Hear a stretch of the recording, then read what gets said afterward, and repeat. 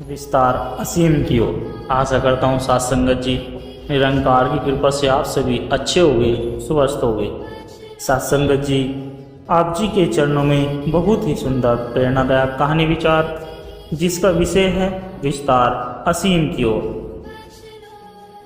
तो आइए साथ संगत जी जानते हैं इस प्रेरणादायक कहानी के माध्यम से। साथ संगत जी, यह कहानी एक ऐसे साधक की है जो जीवन की सीमाओं में बंद कर जीता था, दायित्वों में उलझा, रिश्तों में बंधा और स्वयं की पहचान से कोसों दूर। साथ संगत जी,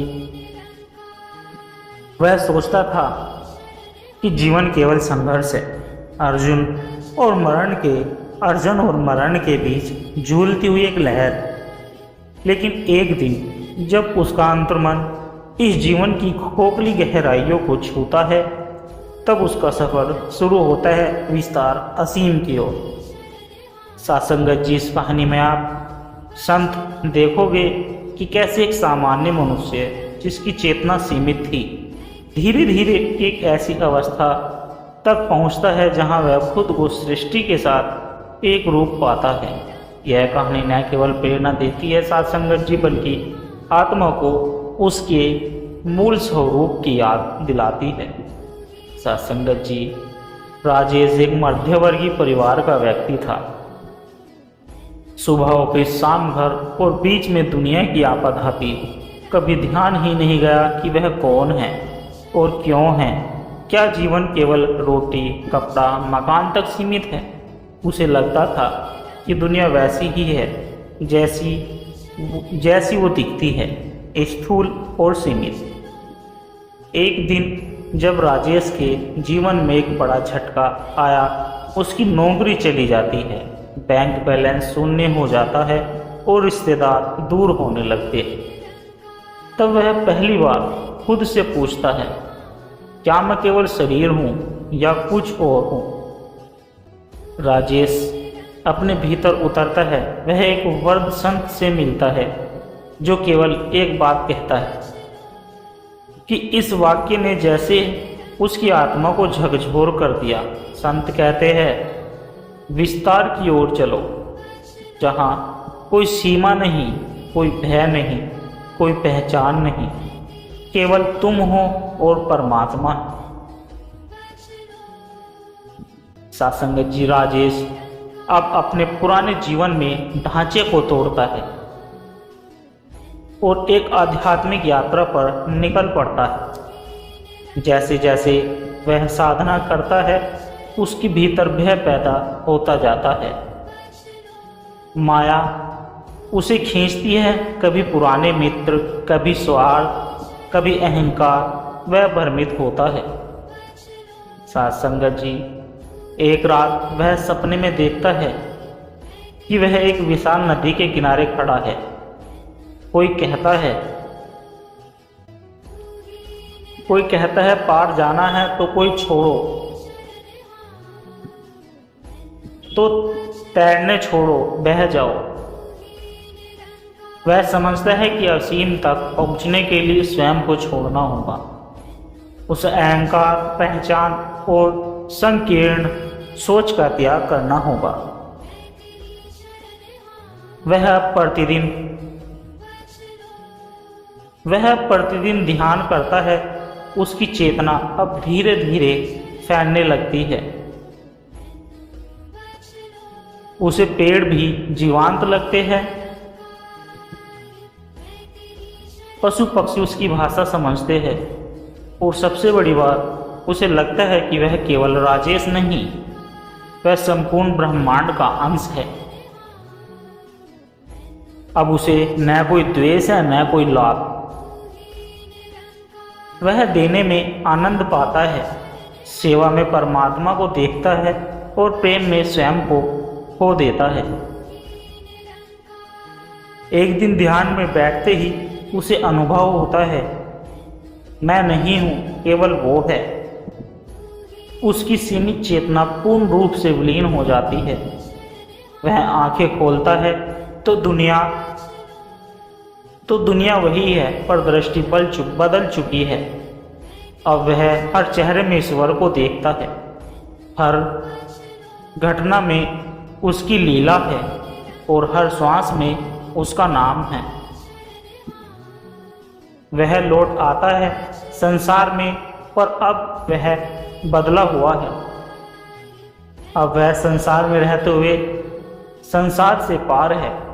साथ संगत जी, विस्तार असीम की ओर का अर्थ केवल आत्मज्ञान या मुक्ति नहीं है, बल्कि उस चेतना को पाना है जहां हम स्वयं को हर एक में और हर एक को स्वयं में देखने लगते।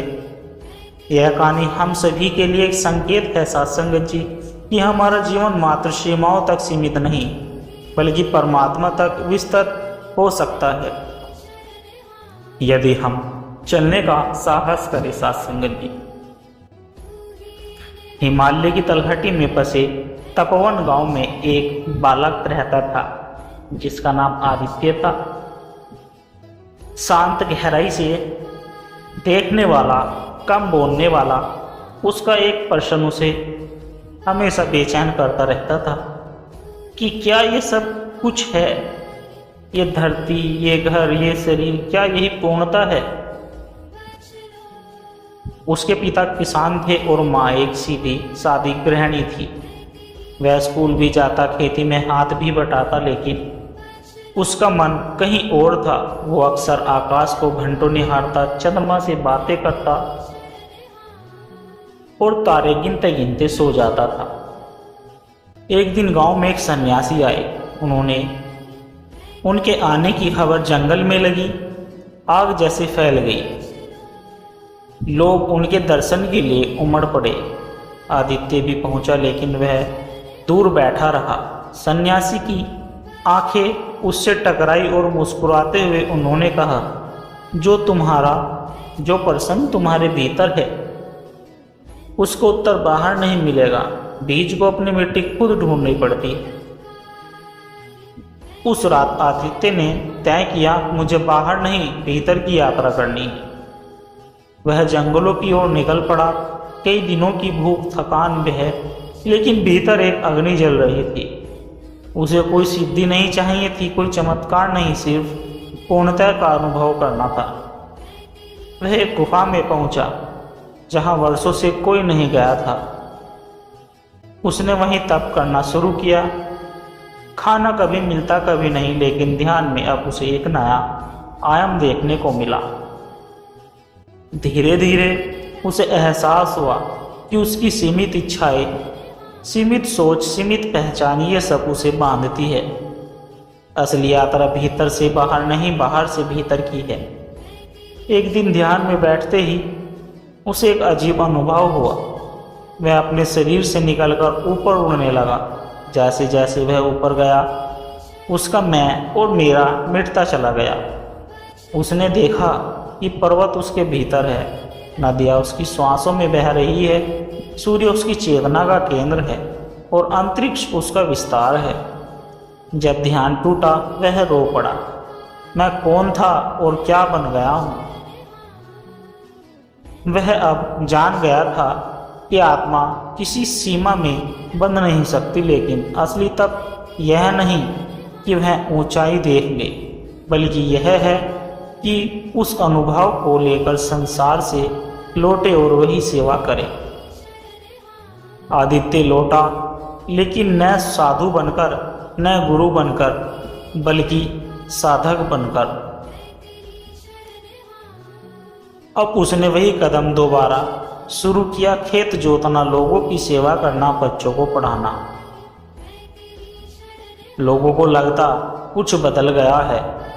उसकी दृष्टि, उसकी भाषा, उसका मौन, सब में गहराई थी। कोई उससे पूछता, तुमने क्या पा लिया है? वह मुस्कुराकर कहता, मैंने कुछ नहीं पाया, केवल खो दिया है। अब सीमित है, अब जो बचा है वो असीम है। अब आदित्य गांव वालों के साथ बैठता, लेकिन अब वह किसी को छोटा या बड़ा नहीं देखता। वह सबको परमात्मा का अंश मानता था। वह कोई ग्रंथ नहीं मानता था। उसे गांव में एक छोटी सी कुटिया बनवाई, उसका नाम उसने विस्तार कुटी रखा।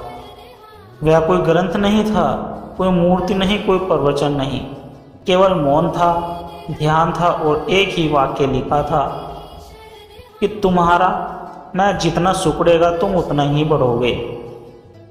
लोग आते बैठते मौन में डूबते और कुछ ले जाते अपने भीतर की असीमता की झलक। आदित्य वर्द हुआ। एक रात वह चुपचाप ध्यान में बैठा और फिर कभी नहीं उठा।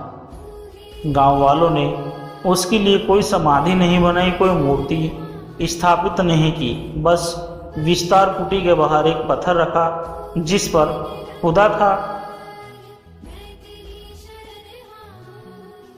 खुदा था कि अदृश्य होकर ही वह सच्चा हुआ। वह कोई बड़ा संत नहीं बना, पर जिसने सीमित को छोड़ असीम को पाया और फिर उसी में विलीन हो गया। विस्तार असीम की ओर कोई लक्ष्य नहीं, एक अवस्था है जहाँ व्यक्ति स्वयं की सीमाओं से परे जाता है और स्वयं में और सब में स्वयं को देखना शुरू करता है।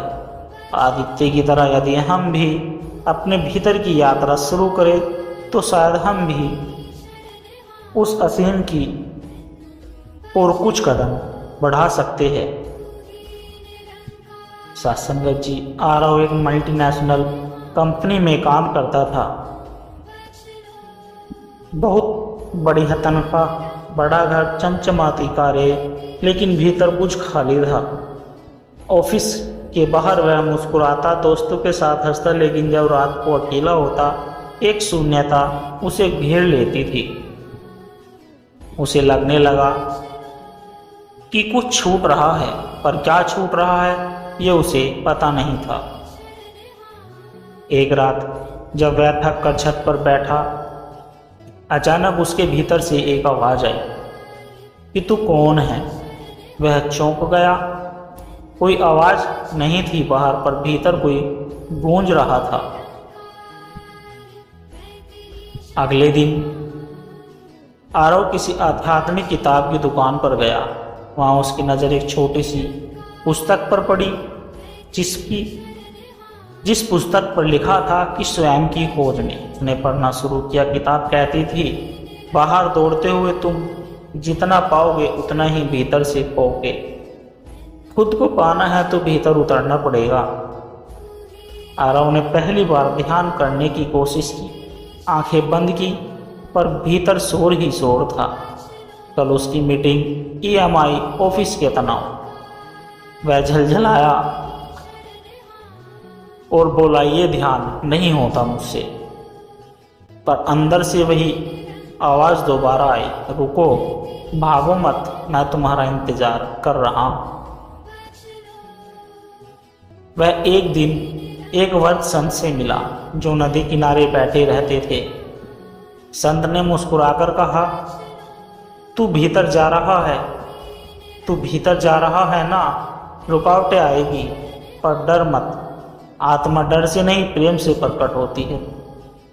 आरव ने पूछा, क्या आप मुझे गुरु मंत्र देंगे?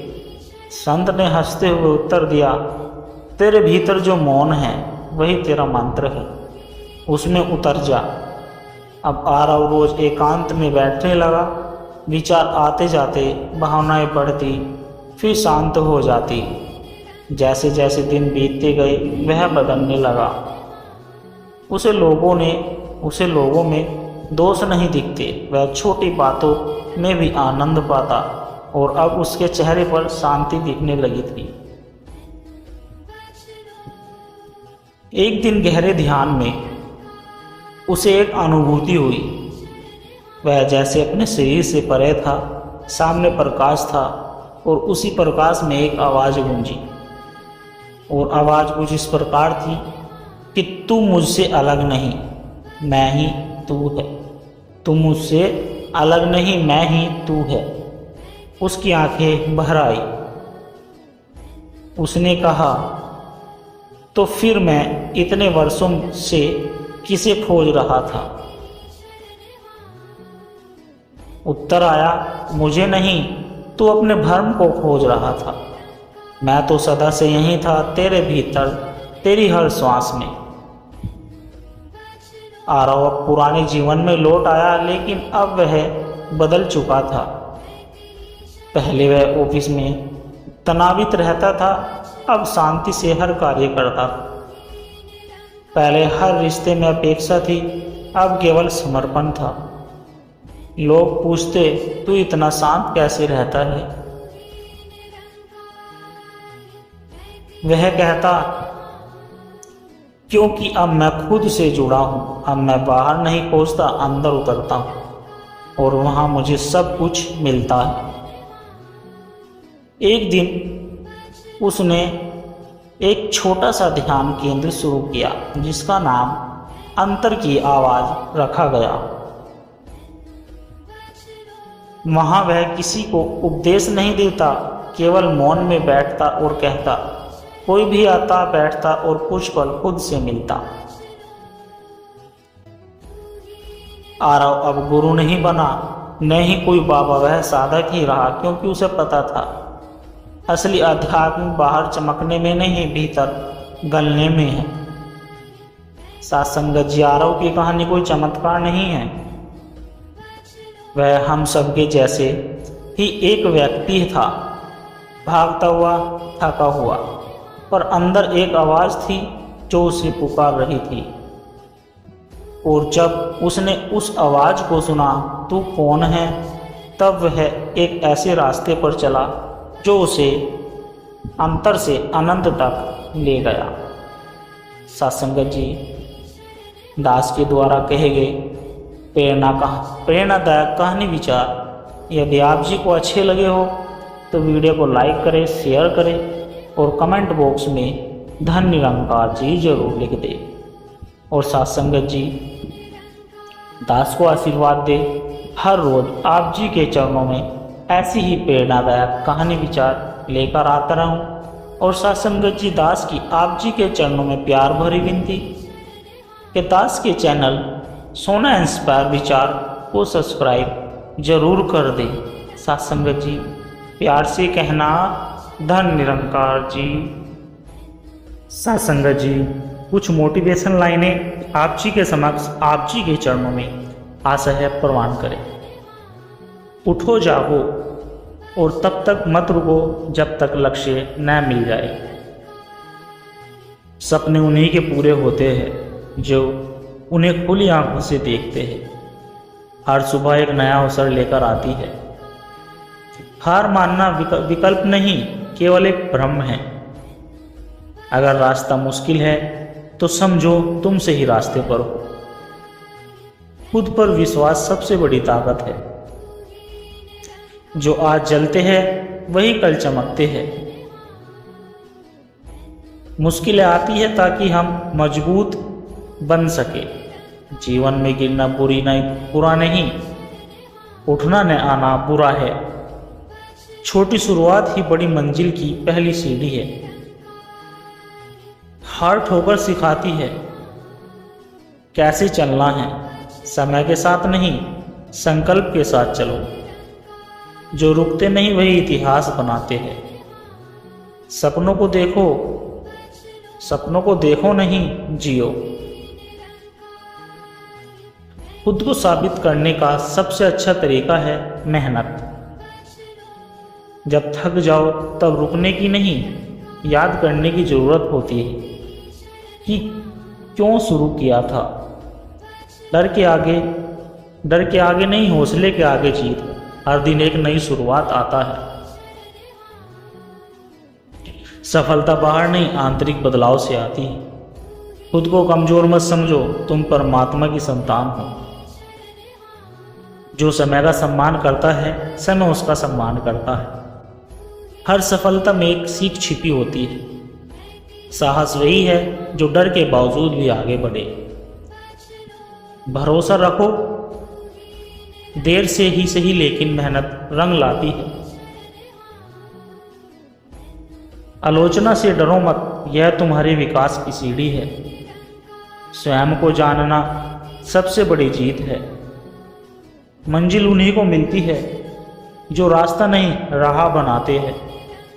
क्रम पर ध्यान दो, फल अपने आप मिलेगा। तुम्हारा आज तुम्हारे कल की नींव है। जीवन एक संग्राम है और तुम योद्धा हो। जो अंदर से जीता है वही बाहर भी जीता है। हार तब होती है जब हम कोशिश करना छोड़ देते हैं। सपनों को जिंदा रखने की कीमत तपस्या है। बदलना है तो खुद से शुरुआत करो। डर को अपनी ढाल नहीं सीढ़ी बनाओ। कठिनाइयाँ ही तुम्हें तैयार करती है ऊंचाइयों के लिए, खुद से बड़ी कोई प्रेरणा नहीं। फेल होना आखिरी नहीं, सीखना पहला कदम है। जो खुद पर जीत पाता है वो पूरी दुनिया जीत सकता है। सफलता एक दिन में नहीं मिलती, लेकिन एक दिन जरूर मिलती है। तुम्हारे इरादे साफ हो तो राह खुद बन जाती है। जो खुद को बदलता है वही समाज को बदल सकता है। कभी हार मत मानो, चमत्कार आखिरी कोशिश के बाद होते हैं। अपना लक्ष्य इतना बड़ा रखो कि नींद खुद डर जाए।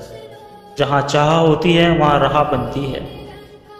जितना बड़ा सपना उतनी बड़ी मेहनत चाहिए। आत्मविश्वास तुम्हारा सबसे बड़ा हथियार होता है। वक्त बदलना है तो आदतें बदलो। रोज खुद से बेहतर बनो, यही असली प्रतियोगिता है। अंत नहीं, यही तो शुरुआत है। उठो और चमको। सत्संगत जी, प्यार से कहना, धन निरंकार जी।